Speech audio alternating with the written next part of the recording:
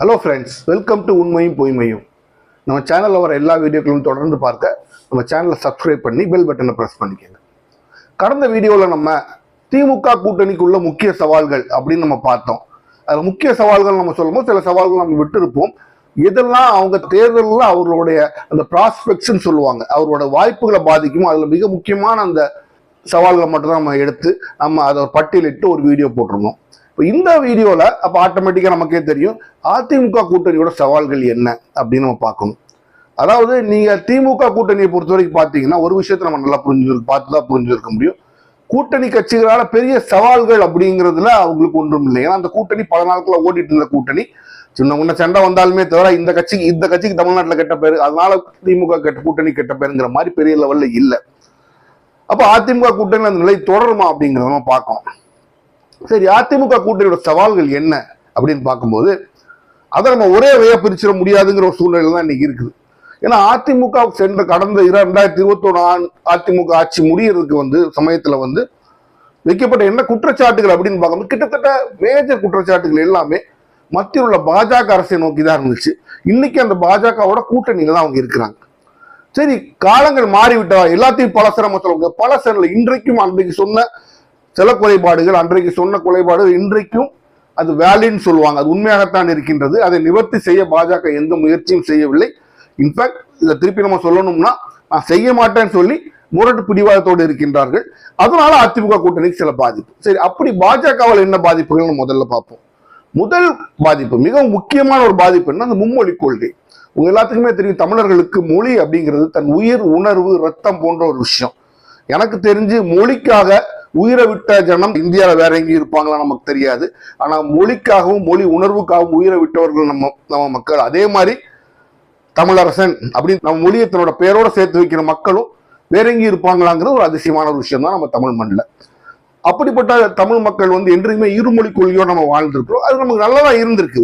ஒரு விஷயத்தை நீங்க தவறு, இது செயல்படவில்லை, ஃபெயிலியர் அப்படின்னு சொல்லும் போது அப்ப இது ஃபெயிலியர்னா எங்க சக்சஸ்ஃபுல், மற்ற எங்கெல்லாம் வெற்றிகரமாக நடந்திருக்குன்னு பார்த்தா மற்ற மாநிலம் அதோட மேல இருக்கும். அப்பதான் இந்த மாடலை இந்த மாதிரியை நீங்க ஃபெயிலியர்னு சொல்ல முடியும். ஆனா அப்படி நடந்திருக்கானா நிச்சயமாக கிடையாது. தமிழகம் இந்த இருமொழி கொள்கையால மேல வந்திருக்குன்னு தான் சொல்ல முடியும். ஆங்கிலத்தை தூக்கி பிடிச்சாலும் தமிழகம் மேல வந்திருக்குன்னு சொல்றவங்க கூட உண்டு. அந்த அளவுக்கு தமிழகம் நீங்க மேலதான் இருக்கு மற்ற மாநிலங்களோட. அப்ப இந்த இருமொழி கொள்கையை மாற்ற வேண்டிய அவசியம் இருக்கான நிச்சயமாக கிடையாது. அப்போ கல்விங்கிறது பொதுவாக ஸ்டேட் லிஸ்ட்ல ஒரு அரசியல் சட்டத்துல மாநிலங்கள் சம்பந்தப்பட்ட ஒரு விஷயம் தான். இவங்க என்ன கொண்டுருவாங்க, regulating the quality of education, கல்வி தரத்தை நாங்க மத்திய அரசு மேற்பார்வை பார்க்கிறோங்கிற மாதிரி நேஷனல் எஜுகேஷன் பாலிசின்னு ஒண்ணு கொண்டு 3 மொழி படிக்கணும் அப்படின்னு சொல்றாங்க. 6th இருந்து 9th வரைக்கும் 3 மொழிகள் படிக்கணும் அப்படின்னு சொல்றாங்க. அப்போ உலகம் வரலாற்றுல முன்னால போயிட்டு வருது, உலகம் இன்னைக்கு விஞ்ஞானத்துல முன்னால போயிட்டு இருக்கு. ஒரு மொழி படிக்கணும் என்ன அட்வான்டேஜ் அப்படிங்கிறத பார்க்கணும். அப்படி ஒன்றும் பெரிய அட்வான்டேஜ் இல்லை. இந்த மும்மொழி கொள்கை அதுவும் அவங்க பாருங்க, எலெக்ஷன் நடக்குது, இப்பவா இப்படிலாம் பண்ணுவீங்க. இந்த ஆண்டிலிருந்து நான் தமிழ்நாட்டு எல்லா சிபிஎஸ்இ பள்ளிகளிலும் 6th ல இருந்து 3 மொழி படிக்கணும் அப்படிங்கிற கொள்கையை அவங்க அமல்படுத்த போறாங்க. அவங்க கிட்டத்தட்ட அமல்படுத்திட்டாங்க. அதுதான் நிலைமை. அப்ப இது அதிமுக பெரிய அளவுல பாதிக்கும். ஏன்னா தமிழகத்தில் உள்ள பெரும்பான்மையான மக்கள், நான் உட்பட, மும்மொழி கொள்கைகளுக்கு நாம் விரோதமானவர்கள். நமக்கு என்னைக்குமே அதோட எதிர்ப்பு நம்ம ஆழமாகவும் ஆணித்தரமாகவும் நம்ம பதிவு செய்வோம். அப்போ இந்த மும்மொழி கொள்கையை அதிமுகவால எதிர்த்தீங்கன்னா அப்ப ஏன் பிஜேபியோட கூட்டணி வைக்கிறீங்கன்னு கேட்பாங்க. அதாவது இம்ப்ளிமெண்டேஷன் தமிழ்நாட்டுக்கு மட்டும் இதை அமல்படுத்த மாட்டோம்னாச்சும் ஒரு அஷூரன்ஸ் வாங்கிட்டாங்கன்னா அதுவும் அதிமுகவால பண்ண முடியவில்லை. இப்போ இந்த மும்மொழி கொள்கை ஒரு மிகப்பெரிய சேலஞ்சா, சவாலாக இருக்கும். அதே மாதிரி இது ரொம்ப பெரிய பிரச்சனை இப்ப இல்லை. இருந்தாலும் கீழடியில் நீங்க பாத்தீங்கன்னா அந்த ஃபைண்டிங்ஸ், கீழடி அகழ்வாய்வு நிகழ்த்தும் போது அந்த நிகழ்த்திய அந்த ஃபைண்டிங்ஸை அந்த ரிப்போர்ட் சொல்லவே ஆய்வறிக்கையை ரிலீஸ் பண்றதுக்கு மத்திய அரசு மறுத்துச்சு. பயங்கரமா மறுத்து ஒரு பெரிய சண்டையாகி, இது என்ன, நாங்க இதுக்கு மேல ஒரு கமிட்டியை கொண்டு பார்க்க போறோம், அதுக்கு மேல இன்னொருத்தர் பண்ண போறோம்னு அதை மறைக்க பார்த்தது. பெரிய குயோ முறையான பிரச்சனை வந்துதான். அதுக்கப்புறம் வேற வழி இல்லாம அந்த அறிக்கை அதை அகழ்வாய்வை நடத்தின அமர்நாத் ராமகிருஷ்ணன் அவர்களே அதை பத்தி வெளியே பேசணும்னு வேற வழி இல்லாம அவங்க அதை வெளிக்கொண்டு வரக்கூடிய சூழ்நிலை கொண்டு தள்ளப்பட்டார்கள். அப்ப தமிழர்களோட மாண்பையும் தமிழரோட கலாச்சாரம், தமிழகத்தோட தொன் கலைகளையும் எல்லாவற்றையும் மறைக்கக்கூடிய வேலையை பிஜேபி செய்து அந்த குற்றச்சாட்டு இருந்துச்சு. அப்ப கூட இல்ல, அது ஒண்ணு எண்ணம் இல்லை, நாங்கள் ரிலீஸ் பண்றோம் அப்படின்னு ஒன்று ரிலீஸ் பண்ற பெரிய விஷயம் இல்ல, அதை பண்றது கூட அவங்களுக்கு மனசு வரவில்லை. அப்ப தமிழர்களையும் தமிழர் தொன்மையையும் தமிழர் கலைகளையும் ஓரந்தள்ளி புறந்தள்ளி அதை ஆரியர்களுக்கு பின்னால் உள்ளதா காமிக்கணும்னு இது ஆரியர்களுடைய சூழ்ச்சி அப்படின்னு தமிழக முதலமைச்சர் ஸ்டாலின் மற்றவங்க சொல்றாங்க. நம்ம ஏற்றுக்கொள்ள சூழ்நிலை தான் இருந்துச்சு. அப்ப மக்கள் மத்தியில் ஒரு பெரிய ஒரு வருத்தத்தையும் ஒரு கோபத்தையும் ஏற்படுத்துச்சு.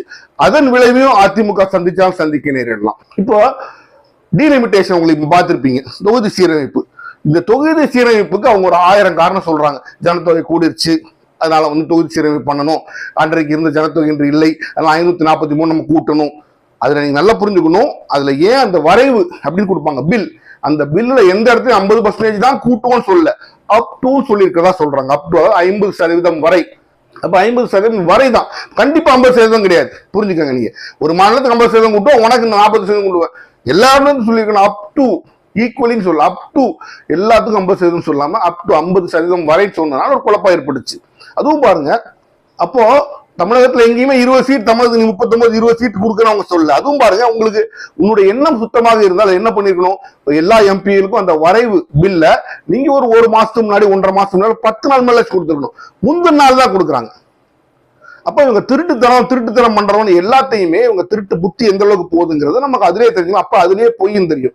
உதாரணத்துக்கு எப்படி சொல்லணும்னா, இப்போ நீங்க இந்த ஸ்விக்கி எல்லாம் ஆடு பாத்தீங்கன்னா அப் டு 100 rupees ஆஃப் அப்படின்னு போடுவோம். எப்படி அப் டு 100 rupees ஆஃப். இந்த அப் டு அப்படிங்கிறது என்னன்னா 100 ரூபாய் குறைக்கு கிடையாது, 100 ரூபாய் வரைக்கும். அது 100 ரூபாயா இருக்கலாம், 10 ரூபாயா இருக்கலாம், 20 ரூபாயா இருக்கலாம், 30 ரூபாயா இருக்கலாம். 100 ரூபாய் தாண்டாது, ஆனா 100 ரூபாய்க்கு 10 ரூபாயா கூட இருக்கலாம். இதுதான் அந்த அப் டுங்கிற வார்த்தையோட இருக்கு. அதனால எல்லாரும் பெரிதாக இருந்தாங்க. அது ஒரு சூழ்ச்சியை நீங்க பாருங்க.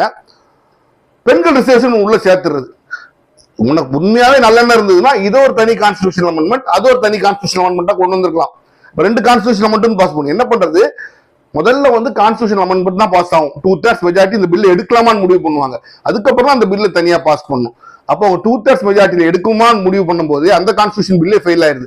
ஃபெயில் ஆகும் என்ன ஆகும், நீங்க தனியால வச்சிருக்கணும் பெண்கள் உரிமையா, இதோட சேர்த்து வச்சதுனால ரெண்டுமே சேர்ந்து ஃபெயிலியர் ஆயிடுச்சு. அப்ப என்னன்னா, ஃபெயிலியர் ஆகுன்னே கொண்டு வரப்பட்ட ஒரு பில் தான் அந்த விமென்ஸ் ரிசர்வேஷன் பில். அவங்க இப்ப அதை எழுதுற பெண்களை மதிப்பதில்லை, பெண்களை மதிப்பில்லை திமுக சொல்றாங்க. ஆனா அது எடுப்படாது. ஏன்னா பெண்களுக்கு நாட்டுல இவங்க எல்லாம் கொண்டு 2005 சட்டம் கொண்டு வராங்க பெண்களுக்கு சம உரிமைன்னு. 1989 திமுக அரசு கொண்டு வந்துருச்சு. அப்போ இந்த டீலிமிட்டேஷன் தமிழக உரிமையை பறிக்குமா, நிச்சயமாக பறிக்கும். அப்ப தமிழகத்தின் உரிமையை பறிக்கக்கூடிய சட்டத்தை கொண்டு வருகின்ற ஒரு கட்சியோட கூட்டணியில இருந்து எடப்பாடி, எனக்கு அமித்ஷா சொல்லிட்டாரு, அவர் ஒரு சீட்டை கூட குறைக்க மாட்டார். அமித்ஷா யாரு? இதுக்கு முன்னாடி அவங்க சிரிச்சிட்டே சொன்ன 15 லட்சம் ரூபாய் போடுறேன்னு ஒருத்தர் சொன்னாரு, போட்டாரா? நான் தான் கேரண்டி தரேன்னு சொன்னாரு, போட்டாரா? இதுக்கு முன்னாடி ஒருத்தர் சொன்னார் டிமானிட்டைசேஷன் எல்லாம் முடிஞ்சு 1 மாசத்துக்குள்ள சரியாகலைன்னா நான் ஏதோ பண்ணிடுறேன், பண்ணாரா? வார்த்தையை மட்டும் நம்புறவன் முட்டாள். அது திருவாரூர் எடப்பாடி பழனிசாமிக்கு தெரியும். அவன் அமித்ஷாவோட வார்த்தை நம்பினா அவர் நம்பட்டும். தமிழக மக்கள் என்றைக்குமே நம்பக்கூடிய மாதிரி அமித்ஷாவும் நடக்கவில்லை, மோடியும் நடக்கவில்லை. இது அவர்களுக்கு இந்த டீலிமிட்டேஷன் அந்த எலெக்ஷன் சமயத்துல கொண்டு வந்து அவங்க பாஸ் பண்ண நினைச்சது உண்மையாவே அதிமுக ஒரு பெரிய அடிதான். அவங்க என்னதான் கவர் பண்ணி போட்டாங்க. அதுவும் பாருங்க, அதிமுக அடின்னு மட்டும் சொல்றதை விட அந்த வரைவு நகலை எரிச்சு போராட்டம் பண்ணி அதை ஃபெயிலியர் ஆக்கி காமிச்சு ஸ்டாலின் தமிழக லெவல்ல இந்தியா லெவல்ல ஃபேமஸ் ஆயிட்டாரு. எல்லாரும் ஸ்டாலின் தான் பாராட்டுறாங்க. அப்ப அதுலயும் அவர் ஸ்கோர் பண்ணிட்டு போயிட்டாரு. நம்ம பாருங்க, நம்ம லீடர் எங்கெல்லாம் பேர் வாங்கிட்டாரு, அவருக்கு ஒரு பிளஸ் ஆயிட்டு போகுது. இன்னொரு மிக முக்கியமான விஷயம், தமிழக மக்களுக்கு ஒரு சென்டிமெண்டான விஷயம், தமிழகம் மத்த மாநிலங்கள் மாதிரி கிடையாது. வட இந்தியாலாம் பாத்தீங்கன்னா 5 பிள்ளை பெற்று போடுவாங்க. 5 பிள்ளை 7 வயசுலயே வேலைக்கு அனுப்பிடுவாங்க. நம்ம அப்படி இல்லை. நம்ம தமிழ் மக்கள் அவங்க ஒரு வீட்டு வேலை செய்யறவங்களா இருந்தாலும் அவங்க பிள்ளைங்களை MBA MCA படிக்க வச்சு படிப்புக்கு ரொம்ப முக்கியத்துவம் கொடுப்பாங்க. இதுதான் தமிழ்நாட்டோட ஸ்பெஷாலிட்டி, முக்கியத்துவம். நீங்க நல்லா புரிஞ்சுக்கணும். படிக்காதவங்க கூட தன் பிள்ளைங்களுக்கு படிப்புன்னு வரும்போது கடன் கூட வாங்கி கூட பிள்ளைங்களை படிக்க வைப்பாங்க. அப்படிப்பட்ட மாநிலம் தமிழகம். அப்போ நம்ம எஜுகேஷன் நிறைய செஞ்சிருக்கோம். தமிழகத்தில் இல்லாத இன்ஜினியரிங் காலேஜ் கிடையாது, தமிழகத்தில் இல்லாத மெடிக்கல் காலேஜ் கிடையாது. கிட்டத்தட்ட எல்லா டிஸ்ட்ரிக்ட்ல ஒரு மெடிக்கல் காலேஜ் இருக்கு. அப்ப நீட்டுங்கிற முறையில ஒரு தேர்வை கொண்டு வர்றாங்க. இந்த நீட் தேர்வை என்றைக்குமே தமிழகம் எதிர்த்துட்டு தான் இருந்துச்சு. அப்போ இதற்கு முன்னாடி என்ன அதிமுக அரசு ஒரு பெரிய மைனஸ்னா, நீட் காங்கிரஸ் பீரியட்ல பாஸ் பண்ணுது அப்படின்னு சொல்றாங்க. ஆனால் திமுக அரசு அவங்க கூட்டணியில் இருந்த வரைக்கும் திமுக அரசுக்கு விதிவிலக்கு வாங்கி வாங்கி வாங்கி வாங்கி வாங்கி எக்ஸ்டெண்ட் பண்ணிட்டாங்க. இது எப்போ நிக்குதுன்னா, பாஜக ஆட்சிக்கு அதிமுக ஜெயலலிதா அம்மையார் காலத்துக்கு பின்பு இந்த நீட் எக்ஸம்ஷன் கொடுக்குறாங்க. தமிழகத்துக்கு விதிவிலக்கு இருந்துச்சு, தமிழகத்தை அப்ளை ஆகாது வச்சிருந்தாங்க. அந்த விதிவிலக்கு கொடுக்கறத நிப்பாட்டினாங்க. அது எப்போ நடந்துச்சு? அதிமுக பீரியட்ல. அன்னைக்கு போன ஒரு விதிவிலக்கு உங்களுக்கு போயிடுச்சுன்னா திருப்பி நீங்க வாங்கவே முடியாது, ரொம்ப கஷ்டம். அப்போ அந்த நீட் விதிவிலக்கை எக்ஸ்டெண்ட் பண்ண ஏடிஎம்கே தவறிடுச்சு. ஏன்னா அந்த சமயத்துல இவங்க எல்லாரும் பிஜேபி காலில் விழுந்திருந்தாலும் அவங்க சொன்னதுக்கெல்லாம் தலையாட்டினாங்கிறதுனால இப்ப நீட் விஷயமும் திமுக எந்த அளவுக்கு பாதிப்புன்னு இவங்க சொல்றாங்களோ அதை விட பாதிப்பு அதிமுக இருக்கு. ஏன்னா நீட் எக்ஸம்ஷன் அந்த விதிவிலக்கு அதிமுக பீரியட்ல எடுக்கப்பட்டது. அதற்கும் அவர்கள் பதில் சொல்ல வேண்டிய சூழ்நிலைக்கு தள்ளப்பட்டாங்க. இதுக்கு நல்லா புரிஞ்சுக்கணும், இது எதுவுமே அதிமுக குறை இல்லை, மத்திய இருக்க பாஜகவை குறைய முட்டு கொடுத்து இவங்க பிடிக்கிறதுனால அவங்களுக்கு வர்ற கெட்ட பெயர் இவ்வளவு. அப்புறம் உதய் ஸ்கீம் அப்படின்னு ஒன்று இருக்கு. புரிஞ்சுங்க, தமிழ்நாட்டில் எலக்ட்ரிசிட்டி சார்ஜஸ் ரொம்ப கம்மி மற்ற மாநிலங்களை பார்க்கும்போது. நம்ம ஃப்ரீ எலக்ட்ரிசிட்டி, விவசாயத்துக்கு ஃப்ரீ எலக்ட்ரிசிட்டி கொடுக்குறோம். இதெல்லாம் எப்படி சாத்தியக்கூறாச்சுன்னா, நம்மளோட எலக்ட்ரிசிட்டி ஃபைனான்ஸ் நம்ம பலவாறு மேனேஜ் பண்ணிக்கிட்டு இருந்தோம். உதய் இந்த ஸ்கீம் கொண்டு வந்து எல்லாத்தையுமே ஒரு பெரிய ஸ்கீம், அதை பற்றி நம்ம அப்புறம் விளவாரியை பேசலாம். எலக்ட்ரிசிட்டியோட சார்ஜஸை கூட்டிட்டாங்க. அந்த டிஸ்காம்ஸ் கொண்டு டிஸ்ட்ரிபியூஷனை தனியா பிரிங்க, கலெக்ஷனை தனியா பிரிங்கன்னு சொல்லி ரெண்டா பிரிச்சு பயங்கரமா குளறுபடி பண்ணி இன்றைக்கு நாம் இவ்வளவு அதிகமாக கெட்டோம் அப்படின்னு நீங்க ஃபீல் பண்ணீங்கன்னா, எலக்ட்ரிக் சார்ஜ் கெட்டோம் ஃபீல் பண்ணீங்கன்னா, அதற்கு காரணம் அந்த உதய் ஸ்கீம்ல அன்று இருந்த அதிமுக அரசு ஜனவரி 9, 2017 கையெழுத்து போட்டாங்கன்னு நினைக்கிறேன். அப்ப யார் இருந்திருப்பாங்க? அதிமுக அரசு இருந்துச்சு. அவங்க போட்ட அந்த கையெழுத்துனாலதான் இன்றைக்கு நாம ரொம்ப கஷ்டப்படுறோம். அது மட்டும் இல்ல, அந்த சமயத்துல நீங்க பாத்தீங்கன்னா ஒரு கொசுறு செய்தி மாதிரி எக்கச்சக்கமான வட இந்தியர்கள் இங்க வேலைக்கு இழுத்து போட்டாங்க. தமிழே எழுத படிக்க தெரியாம வேலைக்கு இழுத்து போட்டாங்க.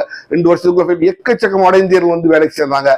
அப்போ அவங்க கேரம் 2 வருஷத்துல தமிழ் படிச்சிடணும். அவன் 2 வருஷத்துல எங்க தமிழ் படிக்க போறான், தமிழ் படிச்சு எங்க பாஸ் பண்ண போறான், எல்லாத்தையும் வேலைக்கு சேர்த்து இப்படி நிறைய குளறுபடிகள் அவங்க அன்று ஏன் பண்ணாங்கன்னா, அதிமுக அந்த சமயத்தில் எப்படியாச்சும் பிஜேபி, மோடி, அமித்ஷாவும் நம்மளை வந்து காப்பாத்திர மாட்டாங்க. ஒரு பக்கம் எடப்பாடி பழனிசாமி முயற்சி பண்றாரு, ஒரு பக்கம் பன்னீர்செல்வம் முயற்சி பண்றாரு. அப்ப அதை பயன்படுத்தி நல்ல இவங்களை கறந்து தமிழக விரோத காரியங்கள் நிறைய விஷயங்களை பிஜேபி செய்து கொண்டது. அதற்கு பலிக்கடாவா யாராங்க நீ யோசிச்சு பாருங்க. அன்று இருந்த அதிமுக அரசு. இதுதான் அதிமுக அரசு மேல வைக்கிற மேஜர் குற்றச்சாட்டுங்க. சொல்ற எல்லா குற்றச்சாட்டுகளுமே பிஜேபி மூலமா வருது. அதுல பாருங்க, இப்போ இந்த எலெக்ஷன் சமயத்துல பாருங்க, நமக்கு தெரியும் காவேரி டெல்டா அந்த பகுதி வந்து நல்ல நெல் விளையிற பகுதி.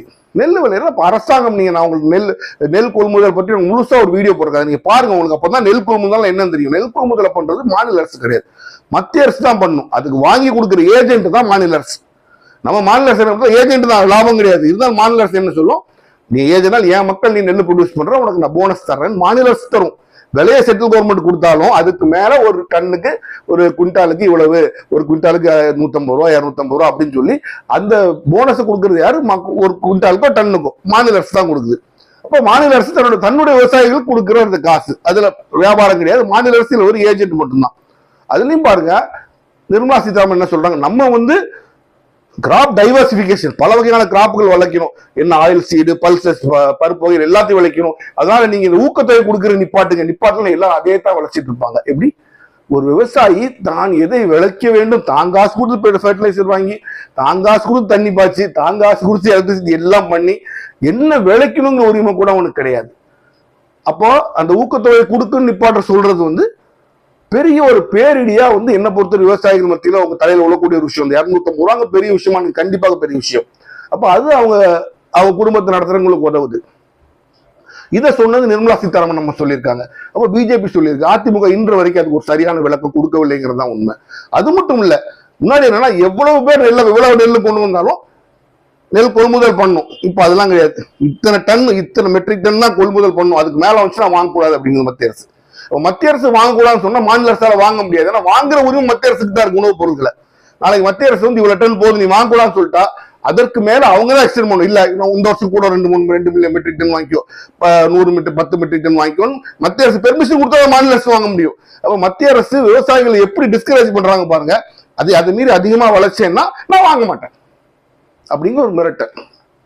இது என்ன பொறுத்தவரைக்கும் ஒரு தவறான விஷயம். அது மக்கள் மத்தியில் எப்படி பிரதிபலிக்குங்கிறது தெரியாது. இது அதிமுக ஒரு பெரிய சவாலாகத்தான் இருக்கும். அதுல எந்த விதமான மாற்று கருத்துமே கிடையாது. ஜெயலலிதா அம்மையார் அந்த ஹாஸ்பிட்டல் அட்மிட் ஆன பீரியட்ல இருந்து அடுத்து அந்த ஆட்சி முடிகிற வரைக்கும் என்னெல்லாம் ஆட்டாங்க பிஜேபிக்கு நமக்கு தெரியும். எதுக்கு எடுத்தாலும் இங்க டெல்லி கிளம்புறது, எல்லா விஷயமும் தலையில் நுழைக்கிறது. ஒரு பக்கம் எடப்பாடி திருப்பி விடுறது, ஒரு பக்கம் பன்னீர்செல்வம் திருப்பி விடுறது, ஒரு பக்கம் சசிகலா மேயர் எல்லாத்தையும் திருப்பி விட்டு தமிழகத்தை ஒரு கேள்விக்குறியாக ஆக்குனாங்க. அப்படி பண்ணது மக்களுக்கு ஒரு பெரிய வருத்தம் தோன்றதுக்கு மேஜர் ரீசன் அது ஒண்ணு. தமிழக மக்களுக்கு தங்களுடைய ஒரு கட்சி வந்து டெல்லிக்கு அடிமையா இருக்கிறது என்றைக்குமே விரும்ப மாட்டாங்க. நீங்க புரிஞ்சுக்கங்க. இந்திய தேசம் என்பதை நாம் ஒற்றுக்கொள்வோம். ஆனால் தமிழகத்தை பொறுத்தவரை தனித்துவம் என்னன்னா மாநில சுயாட்சி மாதிரி நம்ம இருக்கணும்னு நினைப்பாங்க. அதை கம்ப்ளீட்டா அடமான வச்சுட்டு முழுக்க பிஜேபி சொல்படி அவங்க ஆடினது ஒரு பெரிய மைனஸ். இப்பவும் அது திருப்பி தொடர்கிறது. இதுக்கும் பிஜேபிக்கு இவங்க சொல்படி செய்யறாங்க அப்படிங்கிற குற்றச்சாட்டு இன்றைக்கும் இருக்கு. அதுவும் அதிமுகவோட ப்ராஸ்பெக்ட்ஸை, அதாவது தேர்தல் வெற்றி தோல்வியை பாதிக்குமான நிச்சயமாக பாதிக்கும். இப்ப இது பிஜேபியால என்னெல்லாம் பிரச்சனை வருதுன்னு நம்ம சொல்லிட்டோம். இப்ப அதிமுகவுக்கு தன்னாலே அதிமுகவுக்கு என்ன பிரச்சனை, அதிமுக கூட்டணிக்கு அதிமுகவால என்ன பிரச்சனை பார்க்கணும் இல்லையா? பார்ப்போம். முதல்ல பொருளாதார வளர்ச்சியை பார்ப்போம். தமிழகம் என்றைக்குமே நல்ல ஒரு வளர்ந்த மாநிலம், எப்போதுமே ஒரு 5-6-4-5 பிளேஸ்க்குள்ளேயே தான் இருக்கும்.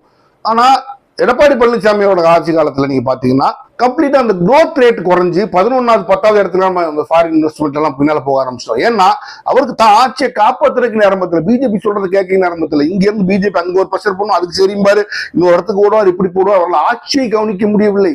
இப்ப எடப்பாடி பழனிசாமியால ஒண்ணுமே செய்ய முடியல. தமிழகத்தோட எக்கனாமிக் பொசிஷன் வாங்க, தமிழகம் என்னைக்குமே இந்தியாவோட டாப் 3-4 மாநிலங்கள்ல ஒண்ணா இருக்கும். அந்த பொசிஷன்ல வழுங்கி கீழே போச்சு. அது ரொம்ப கஷ்டப்பட்டோம். அந்த கோவிட் சமயத்துல இன்னும் கொஞ்சம் கீழே போச்சு. மத்த மாநிலம் நம்ம கீழே தான் இருந்தோம். அப்போ இந்த எக்கனாமிக் லாஸ், இந்த எக்கனாமிக் தமிழகத்தோட அந்த பொருளாதார வளர்ச்சி கண்டிப்பா வீழ்ந்துச்சு. ஏன் இந்த பீரியட்ல வீழ்ந்துச்சு அப்படிங்கிறத அவர் இன்டர்வியூக்கு ஒரு விளக்கம் கொடுக்கவும் இல்லை. அந்த மாதிரி ஒரு சூழ்நிலை திருப்பி வருமோன்னு மக்கள் மனசுல ஒரு எண்ணம் வந்துச்சுன்னா அதுவும் அதிமுகவோட வெற்றி வாய்ப்பை மிக பயங்கரமாக பாதிக்கும். அப்புறம் அது தவிர ஒரு பவர் ஸ்ட்ரகிள் எப்போதுமே அதிமுக, இன்னைக்கு எல்லாரும் இல்லைனாலும் பவர் ஸ்ட்ரகிள் நடந்துட்டு இருக்கு. எடப்பாடி பழனிசாமியால திமுக ஸ்டாலின் ஃப்ரீயா ஆட்சி பண்ற மாதிரி ஆட்சி பண்ண முடியாது. இவர் அங்க போய் உட்கார்ந்தாரு, இவர் கீழே ஒரு 4 பேரை எடுத்து பேசுறான், அங்க இருந்து வெளியில சசிகலா ஆட்சி தூக்கி பிடிச்சிருவாங்களா ஒரு பிரச்சனை, இவர் பிடிச்சிருவா அவர் பிடிச்சிருவா, ஏதோ ஒரு பிரச்சனை ஓடிட்டே இருக்கனால அரசாங்கம் சரியாக செயல்படவில்லைங்கிற ஒரு குற்றச்சாட்டு என்றைக்குமே உண்டு. அதான் நிதர்சனமான உண்மை. 16-21 அப்படித்தான் நடந்துச்சு. ஏன்னா அவரால் ஆட்சியில் முழுமையான கவனம் செலுத்தவில்லை. அவரால் தாம்பதியை காப்பாற்ற முடியலன்னா அதுக்கப்புறம் தான் அவர் ஆட்சியை பார்க்க முடியும். அதுலேயே அவரோட பெரும் பங்கு கவனம் போனதுனால அவரால் அதுல இருந்து மீட்டு எடுத்து கட்சியை நடத்தி கொண்டு போக முடியவில்லை. இதுல இன்னொரு மாஸ்டர் ஸ்ட்ரோக்னு அவர் பண்ணாரு. ஆனால் மாஸ்டர் ஸ்ட்ரோக்கா இல்லாம அவர் தலையை திருப்பி மாறி ஒரு பல்ட்டி அடிச்சிச்சு. நீங்க நல்லா புரிஞ்சுக்கணும், ஜெயலலிதா அம்மையார் காலம் வரைக்கும் எப்படி இருந்துச்சோ, எட்டையோ கூட்டையோ, எம்ஜிஆர் காலத்துல ஜெயலலிதா அம்மையார் காலம் வரைக்கும் தமிழகத்தோட நம்பர் 1 கட்சிங்கிறது அதிமுக தான். நம்பர் 2 தான் திமுக ஆட்சியை பிடிச்சிருக்கலாம், என்ன பண்ணிருக்கலாம். நம்பர் 1 கட்சிங்கிறது என்றைக்குமே அதிமுக தான். திமுக நம்பர் 2வது கட்சியா தான் என்றைக்குமே இருக்கும். ஆனா எடப்பாடி பழனிசாமி ஐயா காலத்துலதான் அது மேல மாறி திமுக நம்பர் 1 கட்சியாகவும் அதிமுக நம்பர் 2 கட்சியாகவும் போகுது. அப்ப அது ஏன் நடக்குது அப்படின்னு நீங்க பாத்தீங்கன்னா, உள்ளுக்குள்ள 1000 பிரச்சனை. அவருக்கும் அந்த பீரியட்ல பாத்தீங்கன்னா அவருக்கும் பன்னீர்செல்வத்துக்குள்ள பிரச்சனை, 11 எம்எல்ஏ அவர் கூட இருந்து கத்தா இது பண்ண, அதிமுகங்கிற கட்சி உட்கட்சி பூசல் எக்கச்சக்கமா ஆகி போச்சு. ஒரே ஊர்ல இவனும் அதிமுகமா அவனும் அதிமுகமா, இவர் அவர் விசுவாசிப்பாங்க, அவர் இவர் விசுவாசிப்பாங்க. அப்ப கட்சியோட அந்த அந்த ஸ்ட்ரென்த் அதிமுகவை ஏன் எல்லாருக்கும் பிடிக்கும் அப்படின்னா, தலைமை எடுத்ததான் டெசிஷன் திரும்பி போயிட்டே இருப்பாங்க. அதிமுக தொண்டருக்கு ஏன் அதிமுக பிடிக்கும், ஒரே டெசிஷன் தான், எடுத்ததான் டெசிஷன் திரும்பி போயிட்டான், போய எவனையும் நம்ம மதிக்க மாட்டான், அப்படிதான் தலைமை இருக்கும். அந்த மாதிரி தலைமை அதிமுக தொண்டனுக்கு பிடிக்கும். அப்ப இப்படி இவங்களுக்குள்ளே சண்டையை போட்டு இவர் அவருக்கு ஒரு காம்ப்ரமைஸ் பண்ணிக்கிடுவார், அவர் இவருக்கு ஒரு காம்ப்ரமைஸ் பண்ணிக்கிடுவாரு. மோடி சொன்னா 2 பேருமே கேட்டு காம்ப்ரமைஸ் பண்ணிக்குவாங்கன்னா அதிமுக தொண்டன் விரக்தி ஆக ஆரம்பிச்சிட்டான். அது அதிமுக ஒரு பெரிய மைனஸ் ஆச்சு. இப்ப இன்றைக்கு வரைக்கும் அது மக்கள் மனதில் பிரதிபலிச்சுட்டு தான் இருக்கு.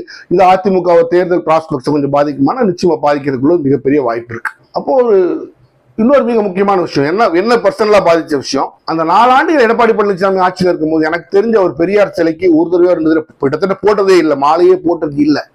அப்போ அதிமுக இருக்கட்டும் திமுக இருக்கட்டும், நீங்க என்னதான் சொல்லலாம், அண்ணா எங்க கட்சியை தொடங்கினாரு, அண்ணா திராவிட முன்னேற்ற கழகம், உங்களுடைய கொள்கை தலைவர் யாருன்னா அதிமுக திமுகவுக்கும் பெரியார் தான். திமுகவுக்கும் கொள்கை தலைவர் பெரியார் தான், அதிமுக கொள்கை தலைவர் அண்ணா கிடையாது, அதிமுக கொள்கை தலைவர் பெரியார் தான். அப்ப பெரியாற்று இருந்தா அந்த ஊற்றிலிருந்து தான் பிறந்து வந்த நதிகள் தான் நீங்க. அப்ப பெரியாருக்கே நீங்க மாலை போடலாங்கும் போது தமிழகத்தில் பெரியாருக்கு என்று ஒரு அமைதியான வாக்காளர்கள் இருக்கிறார்கள், நான் உட்பட. நாங்களாம் சண்டை போட மாட்டோம், அது பண்ண மாட்டோம். ஆனா மிகப்பெரிய ஒரு வாக்காளர்கள், அமைதியான வாக்காளர்கள் பெரியாருக்கு இருக்கிறார்கள். பெரியாரை மதிக்காமல் பெரியார் அவமரியாதை பேச சண்டெல்லாம் போட மாட்டாங்க, ஆனா வாக்குகளில் பிரதிபலிப்பார்கள். அப்ப அதிமுக ஜெயலலிதா அம்மையார் கூட நீங்க புரிஞ்சுக்கணும், அவர்கள் அந்த பெரியார் மிகவும் எதிர்த்து பேசிய சமூகத்தை சார்ந்தவர்கள் இருந்தாலும் பெரியாரை தன் வார்த்தையில் சாட மாட்டார். பெரியார் கொடுக்க வேண்டிய மதிப்பை அளவுக்கு அதிகமாகவே ஜெயலலிதா அம்மையார் கொடுப்பார். பாட புஸ்தகத்தில் அவங்க பத்தி போடுறது, அதே சமயத்தில் அவர் மாலை போடுறது எல்லாமே ஜெயலலிதா அம்மையார் பண்ணார். ஏன், அவங்களுக்கு தெரியும் அதற்கு ஒரு பெரிய ஓட்டு இருக்குன்னு. ஆனா இதை அவர் செய்யவில்லை எடப்பாடி பழனிசாமியார். அப்போ அந்த திராவிட பாரம்பரியத்துல வந்த நீங்க அதை உடைச்சிட்டு நீங்க வேற ஒரு பிஜேபியோட பாரம்பரியத்துக்கு நீங்க போனீங்கன்னா உங்களுக்கு ஓட்டு போட்ட ஒரு மிகப்பெரிய ஒரு தொண்டர் கூட்டம் நீங்க திராவிட பாரம்பரியத்துல இருக்கீங்கிறதுனாலதான் உங்களுக்கு ஓட்டு போட்டுச்சு. அதுல நீங்க திமுகவோட நீங்க பெற்று நினைச்சு ஓட்டு போட்டுச்சு. அப்ப நீங்க பெரியாரையே நீங்க விட்டுட்டு அப்படி போனீங்க அப்படின்னா அப்ப மக்கள் என்ன நினைப்பாங்க, அந்த திராவிட பாரம்பரியத்தில் உள்ளவங்க இவருக்கு எதுக்கு ஓட்டு போடணும் அப்படின்னு நினைப்பாங்க. அப்படியும் ஒரு மிகப்பெரிய வாக்கு வங்கி நீங்க இழந்தீர்கள். தான் நிதர்சனமான உண்மை. எலெக்ஷன் எண்ட்ல வந்து நீங்க அந்த 10% ரிசர்வேஷன் கொண்டு வரீங்க வன்னியர்களுக்கு. அப்ப வன்னியர்கள் கொண்டு வரும்போது நீங்க என்றைக்குமே அரசியல் ஒண்ணு என்னைக்கு சொல்லுவாங்கன்னா, உன் கையில இருக்கிறவனை இழக்காம புதுசா ஒருத்தன் நீங்க சேர்த்துக்கணும். அதான் உங்களுக்கு பலம். உன் கையில பல ஆண்டுகளா ஓட்டு போட்டு ஒரு மிகப்பெரிய ஒரு கூட்டத்தை நீ இழந்து ஒரு சின்ன கூட்டத்தை உள்ள சேர்த்தேன்னா அது உங்களுக்கு பெனிஃபிட் கிடையாது. வன்னியர்கள் வந்து முழுக்க முழுக்க உங்களோட வாக்கு வங்கி நீங்க சொல்ல முடியாது. அவங்க பல பேருக்கு பாமக ஓட்டு போடுவாங்க, திமுக ஓட்டு போடுவாங்க, பல பேருக்கு ஓட்டு போடுவாங்க. அப்போ எம்பிசி நீங்க 10% வன்னியர்களுக்கு கொடுக்கும்போது என்ன ஆச்சுன்னா, எம்பிசி ரிசர்வேஷன் 20% தான். அதுல 10% நீங்க வன்னியர்களுக்கு கொடுக்கும்போது அதே மாதிரி நல்ல ஸ்ட்ரென்த் அதிகமா இருக்கிற முக்குளத்தூர், இவங்க ட்ரெடிஷனலா உங்க வாக்காளர்கள் எம்ஜிஆர் காலத்துல இருந்து ஜெயலலிதா அம்மையார் காலம் வரைக்கும் மாறாம உங்களுக்கு ஓட்டு போட்ட ஒரு மிகப்பெரிய கூட்டம். தென் மாவட்டங்கள்ல வந்து அதிமுக தான் பெரிய கட்சியா இருந்ததுக்கு மிகப்பெரிய காரணத்தில் ஒன்று முக்குளத்தூர் வாக்கு. அப்போ முக்குளத்தோர்களுக்கு வந்து மனசு ஒரு அதிருப்தி, இவர் என்ன எம்பிசி அவங்களுக்கு 10% கொடுத்தாங்க, இத்தனை நாள் வாக்கு பளிச்சிருக்கமே, அப்போ நம்மள அவர் ஒதுக்கிட்டாரு, இது தவறுன்னு சொல்லி அவர் மேல ஒரு கோபம் திரும்பிச்சு. அதனாலதான் அவங்க கோட்டையான தென் மாவட்டங்கள்ல 2021 நிறைய தொகுதிகள் அவங்க இழந்தாங்க. இது இன்றைக்கும் இந்த பிரச்சனை இருக்கத்தான் செய்யுது. முக்குளத்தூர் மத்தியில் ஒரு கோபம், ஒரு அனல் இருக்கத்தான் செய்யுது.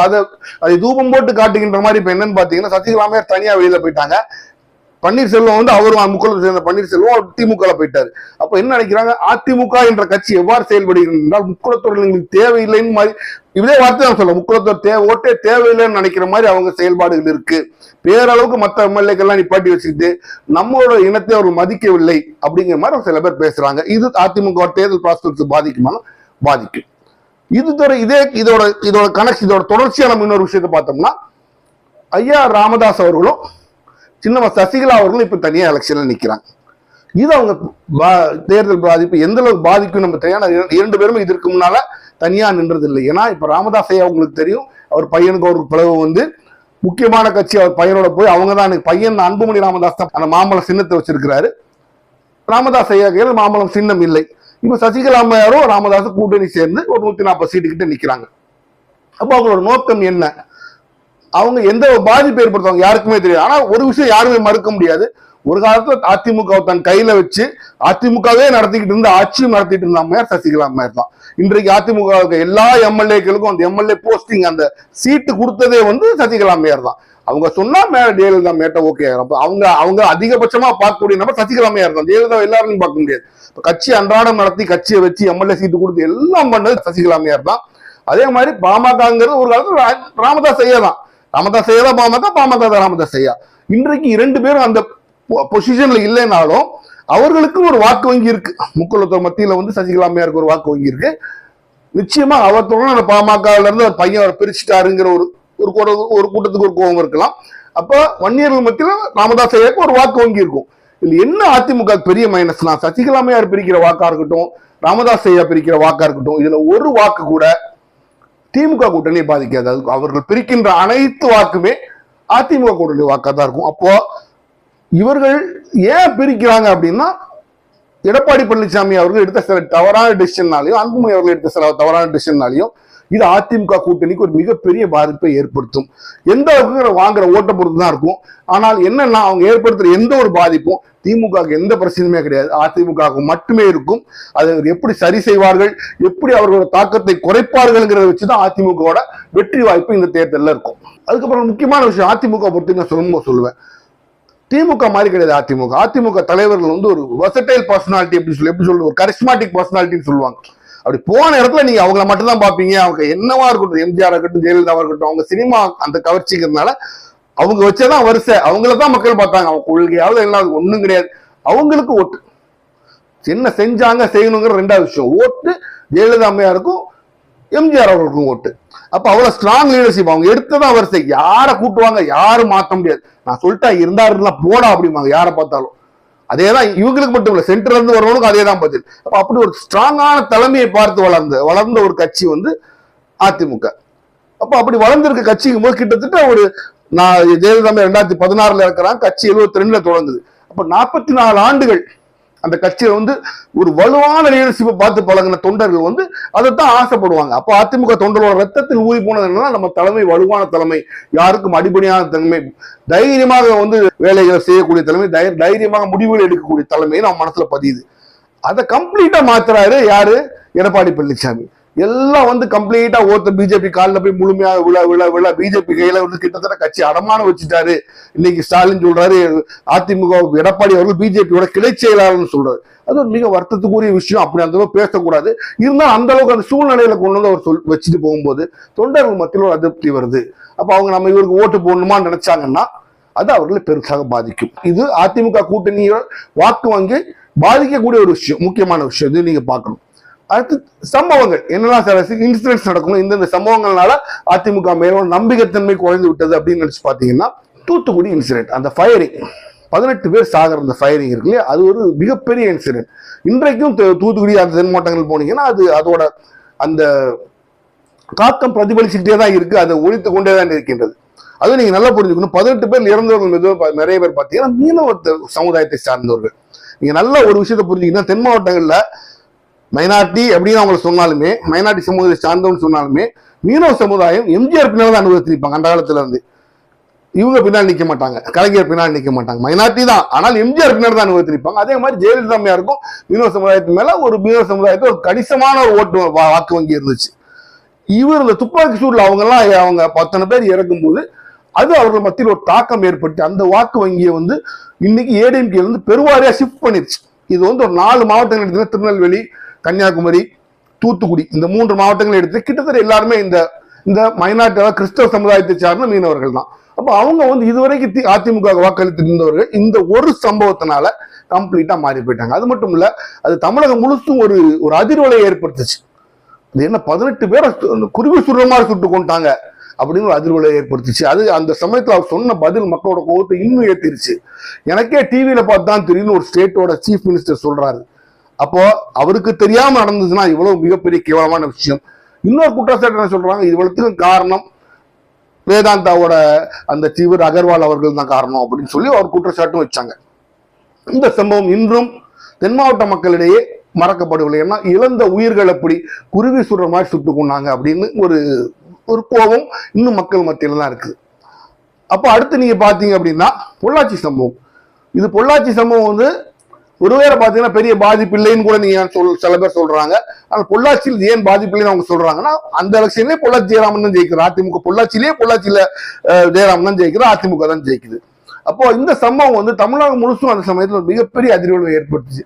எப்படி ஒரு சில பேர் தெரியாம தொடர்ந்து பல பெண்களை தங்களுடைய தவறான எண்ணத்திற்கு பயன்படுத்தி இருக்கிறார்கள். அது வெளியில பார்க்கும்போது ஒருத்தர் 2 பேர்ல அது ஒரு ராக்கெட்னு சொல்லுவாங்க. ஒரு கூட்டம் வச்சு நடத்தின மாதிரி ஒரு விஷயமா நடந்து அது அதிமுகவோட செல்வாக்கு அந்த எலெக்ஷன்ல பயங்கரமா பாதிச்சுது. இப்போ அதுல அந்த செய்த நபர்களுக்கு தண்டனையும் கொடுக்கப்பட்டது. அப்ப என்ன ப்ரூவ் பண்ணுதுன்னு நிரூபிக்குதுன்னா அந்த சம்பவம் நடந்தது. தண்டனை கொடுக்கப்பட்டிருக்குன்னா என்ன அர்த்தம், அந்த சம்பவம் நடந்துங்க இப்ப நிரூபணம் ஆயிடுச்சு. இப்ப அந்த பகுதிகளில் பொள்ளாச்சியில ஒரு பாதிப்பு இல்லைனாலும் இது நினைவில் கொண்டு திருப்பி வரும்போது எதிர்கட்சியில் பேசுவாங்க, அப்படி பாரு அந்த மறந்துடாதீங்கன்னு பேசும்போது இதுவும் ஒரு சிறிய பாதிப்பை ஏற்படுத்ததான் செய்யுமானா நிச்சயமாக ஏற்படுத்தும். அதுக்கப்புறம் பாத்தீங்கன்னா சாத்தான்குளம் அந்த தந்தை மகன் அந்த கொலை வழக்கு, இது ஒரு பயங்கரமான ஒரு கொடூரமான ஒரு செயல். நீங்க நல்லா புரிஞ்சுக்கணும். எந்த விதமான குற்ற பின்னணியுமே இல்லாத அப்பா அம்மாங்கன்னா போலீஸ் ஸ்டேஷன்ல வச்சு அடிச்சே கொள்றாங்க. எந்த குற்ற பின்னணியும் கிடையாது. என்ன காரணம் சொல்றாங்க, அவங்க கோவிட்ல அந்த இத்தனை மணிக்குள்ள மூணுங்கிற அந்த அதை வயலேட் பண்ணிட்டாங்க, அதை மீறிட்டாங்க அப்படின்னு, அதுவும் தவறுன்னு சொல்லி அந்த சிசிடிவில கண்டுபிடிச்சிடுறாங்க. அடிச்சே 2 பேரையும் கொள்றாங்க. இதுல என்ன அப்படின்னு நீங்க பாத்தீங்கன்னா, இந்த சம்பவம் தூத்துக்குடி ஆகட்டும் சாத்தாங்குளம் சம்பவமாகட்டும், இது எப்படி மைனாரிட்டிஸ் கூட கனெக்ட் பண்றாங்க. இங்க இறந்த 2 பேரும் கிறிஸ்தவர்கள் தான், அங்கேயும் இறந்த நிறைய பேர் கிறிஸ்தவர்கள் தான், மீனவ சமுதாய சார்ந்தவர்கள் சொல்லும் போது அந்த போராட்டத்தை முன்னெடுத்து மீனவ சமுதாய சார்ந்தவர்கள் தான். அப்போ இதெல்லாம் எப்படி பார்க்க ஆரம்பிக்கிறாங்கன்னா, ஜெயலலிதா உடையவே மாட்டாங்க. நீங்க நல்லா புரிஞ்சுக்கணும். 91 96 வரைக்கும் இருந்த ஜெயலலிதா வேற. அதுக்கு பின்னாடி ஒரு சம்பவம் நடந்துச்சுன்னா, சாத்தாங்குளம் தூத்துக்குடி ஃபயரிங் மாதிரி 18 பேரை ஒருத்தர் சுட்டிருந்தாங்கன்னா அன்னைக்கு உள்ள 18 போலீஸ்காரங்களுக்கு அந்த அம்மா என்ன தூக்கு தண்டனை வாங்கி கொடுத்துருப்பாங்க. அப்படிப்பட்ட ஒரு தலைவர். அப்போ இதெல்லாம் மைனாரிட்டிஸ் என்ன நினைக்கிறாங்க, எடப்பாடி பழனிசாமியார் நமக்கான தலைவராக இருக்க விரும்பவில்லை அப்படின்னு நினைக்கிறாரோ அப்படிங்கிற மாதிரி ஒரு குற்றச்சாட்டு அவர் மேல வருது. அப்ப இவரு போக இவர் கூட இருப்பவர்களுமே பாத்தீங்கன்னா, நமக்கு பிஜேபி எந்த அளவுக்கு ஆக்ரோஷமாக ஒரு இந்துத்துவ கொள்கையை கொண்டு போதோ அதோட கொஞ்சம் சாஃப்ட் கொள்கையை தான் இவங்க கொண்டு போற அளவுக்கு தான் இவங்களோட நடவடிக்கையும் இருக்குது. ஏன்னா இவரும் பெரியார் சிலைக்கு மாலை போடல. இதெல்லாம் அந்த சாத்தாங்குளம் இன்சிடென்ட் பார்க்கும்போது எல்லாத்தையும் அவங்க சேர்த்து பார்க்கும்போது அதுக்கு இப்போ தீர்ப்பு வருது. அந்த 9 போலீஸ்காரர்களுக்கும் மரண தண்டனை கொடுத்துட்டாங்க. அப்போ அந்த சம்பவம் உண்மை அப்படிங்கிறது தான் ஆகுது. இப்போ இதெல்லாம் சேர்த்து நம்ம பார்க்கும் பொழுது சிறுபான்மையினர் அதை குறிப்பா கிறிஸ்தவர்கள் என்ன நினைக்கிறாங்கன்னா, இந்த அரசாங்கம் நமக்குரியதாக இல்லை, எடப்பாடியார் நமக்குரியவராக இல்லை அப்படிங்கிற ஒரு எண்ணம் அவங்க மனசுல ஆழமாக பதிஞ்சிருச்சு. அதுக்கு இந்த 2 சம்பவங்களும் ஒரு சாட்சி. சரி, அப்போ இஸ்லாமியர்களுக்கு ஆட்சி ஒன்றும் பண்ணலையே, ஏதாச்சும் என்ன துரோகம் பண்ணிருக்கா, ஒன்றும் பண்ணலையே அப்படின்னு வச்சா அவர் வாக்காளர் லிஸ்ட்ல அவரோட எலெக்ஷன் கேண்டிடேட் லிஸ்ட்ல பண்ணிட்டார். அதிமுகவில் இஸ்லாமிய கேண்டிடேட்டே இல்லை. எனக்கு தெரிஞ்சு பாளையங்கோட்டையை தவிர வேற எங்கேயுமே இஸ்லாமிய கேண்டிடேட்டே அதிமுக இல்லை. அப்போ முழுக்க முழுக்க அதிமுக பிஜேபியோட இந்துத்துவ கொள்கையை தன்னுள் எடுத்துக்கொண்டு அதை தன்னுடைய கட்சிக்குள் அமல்படுத்துகின்ற தலைவராக இன்றைக்கு எல்லாருமே எடப்பாடி பழனிசாமியார் பார்க்க ஆரம்பிச்சிட்டாங்க. நீங்க ஒரு விஷயம் புரிஞ்சிருக்கணும், தமிழகத்தை பொறுத்த வரைக்கும் மதக்கலவரம் ஏன் வரவில்லை என்றால் பெரும்பான்மையான இந்துக்கள் பிஜேபியோட இந்துத்துவ வெறி கொள்கையையும் அவர்கள் மதக்கலவரம் ஏற்படுத்திக் கொள்கையை ஏற்றுக்கொள்ளவில்லை. தமிழக இந்துக்கள் தங்களுடைய இஸ்லாமிய கிறிஸ்தவர்களை சகோதரர்களாக தான் பாக்குறாங்க. அது மாதிரி கிறிஸ்தவர்களும் இந்துக்களையும் முஸ்லீம் சகோதரர்களும் அவங்க தமிழ்நாட்டில் ஒரு பெரிய ஸ்பெஷாலிட்டியே இந்த மத நல்லிணக்கம். அதை பிஜேபி குலைக்க நினைக்கும் போது பிஜேபி மேல தமிழகத்துல ஒரு பெரிய வெறுப்பு இருக்கு. நீ பிஜேபி கூட சேர்த்தீங்கன்னா 5 ஓட்டு வந்துச்சு, 50 ஓட்டு எதிர் வரும். அப்ப இன்னைக்கு பிஜேபி கூட சேர்த்ததுனால தனக்கு வரக்கூடிய ஓட்டையும் எதிராக மாற்றி வைத்திருக்கிறார் எடப்பாடி பழனிசாமி. இது எலெக்ஷன்ல கண்டிப்பா ஒரு மைனஸ் ஆகும். ஒரு குமரி மாதிரி தொகுதியில் வேணா அவரால் பிஜேபி வச்சு ஒரு லாபம் இருக்கலாம். மற்றபடி நிறைய இடங்கள்ல அதிமுக ஓட்டு போட நினைக்கிறவங்க கூட சிறுபான்மையர் மட்டும் கிடையாது, பிஜேபினால இந்த கட்சியால பிரச்சனை தானே வரும், இந்த இந்துத்துவா பேசுற கட்சின்னு சொல்லி அதனால அதிமுக ஓட்டுலாம் போகலாம். அதுவும் அதிமுகவோட வெற்றி வாய்ப்பை பாதிக்கக்கூடிய ஒரு மிக மிக அதிகமான ஒரு வாய்ப்பு இருக்குன்னு தான் சொல்லணும். கூட்டணி கட்சிகள்ல பாத்தீங்கன்னா பாமக உண்டால கொஞ்சம் அவங்களுக்கு ஒரு பாதிப்பு ஏற்படலாம். ஏன்னா அப்பா பையன் சண்டைனால அவங்க 2 பேர் பிரிஞ்சுட்டாங்க, பிரிஞ்சு தனித்தனியா நிக்கிறாங்க. அப்ப பாமகவோட முழுமையான வாக்கு வங்கிய அன்புமணி ராமதாஸால பெற முடியாது. இப்படி இதுதான் நம்ம ஒரு காரணங்கள் சொல்ல முடியும். இந்த மாதிரி பல காரணங்கள் அதிமுகவோட வெற்றி வாய்ப்பை பாதிப்பதற்குரிய ஒரு மிகப்பெரிய வாய்ப்பு இருக்கு. அப்ப இதெல்லாம் எலெக்ஷனுக்கு முன்னாடி அவங்க சரி செய்ய முயற்சி பண்ணாங்க, சரி செய்து விட்டார்களா? என்னை பொறுத்த வரைக்கும் அதிகமாக சரி செய்யவில்லை. சில விஷயங்களை சரி செய்யணும்னு அவங்க முயற்சி கூட எடுக்கலங்கிறதா என்னோட மிகப்பெரிய வருத்தம். சரி, வருகின்றது தேர்தல், நாம் வாக்களிக்க போகின்றோம். எது நடந்தது என்று நமக்கு மே 4ஆம் தேதி தெரிந்துவிடும். மீண்டும் சந்திப்போம்.